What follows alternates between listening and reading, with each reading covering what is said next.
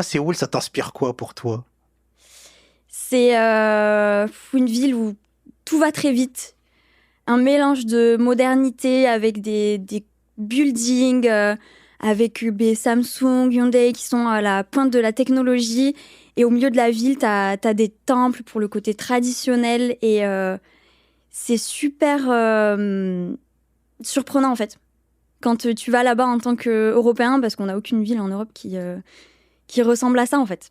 Mais comment tu t'es retrouvé à Séoul justement? C'était ta volonté à toi ou c'était, on va dire, on va dire, pur hasard?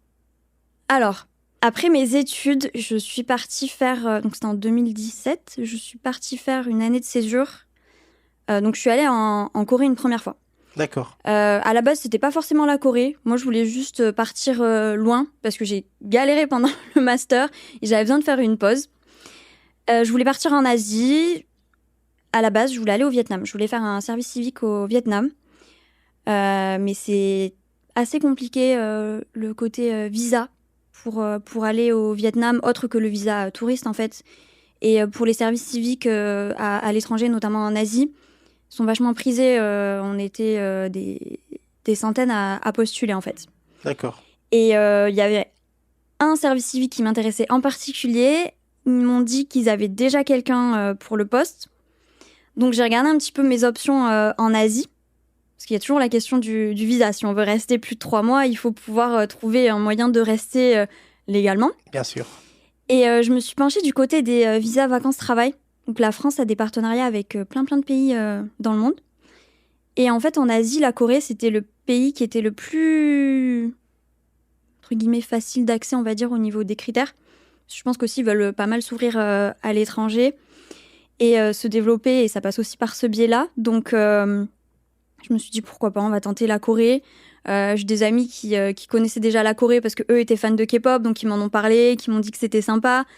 Donc je me suis dit, pourquoi pas. Après, j'y suis partie, donc le visa dure 1 an.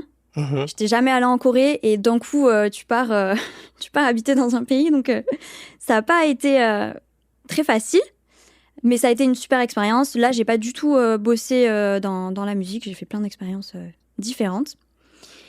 Et donc, en 2020, je savais que je voulais étudier la production musicale, donc sur Pro Tools.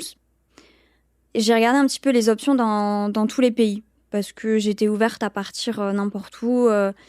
En France, bien sûr, on fait la formation, sauf que le format ne me convenait pas trop parce que c'était des formations intensives, donc tu passes 2, 3 jours où tu étudies ça à fond et après tu passes l'examen, parce que l'idée c'était d'avoir aussi la certification de David, du coup, qui gère Pro Tools. Donc je voulais pas le faire en France, donc j'ai regardé un petit peu les autres pays, les options, et j'hésitais avec les États-Unis en fait. Et j'ai vu cette école en Corée qui avait l'air très sympa. Il proposait de faire la formation sur 3 mois, étalée sur 3 mois. Après, j'aurais pu faire plus, j'aurais pu faire moins. Il venait juste d'être certifié par Avid pour proposer cette formation, donc ils étaient assez flexibles sur la manière de proposer les cours.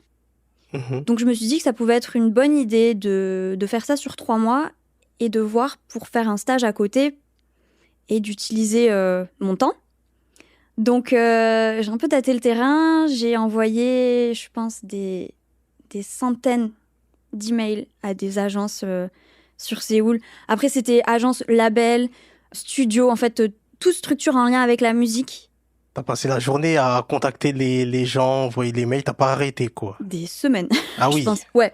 J'ai préparé à l'avance, en fait, avant de me décider et de me dire, je pars en Corée, je voulais quand même être sûre d'avoir la possibilité de faire un stage et de pas juste avoir 1 ou 2 journées où je faisais la formation et c'est tout, quoi. Parce que je connaissais déjà Séoul, donc j'avais pas forcément besoin de faire la touriste, quoi.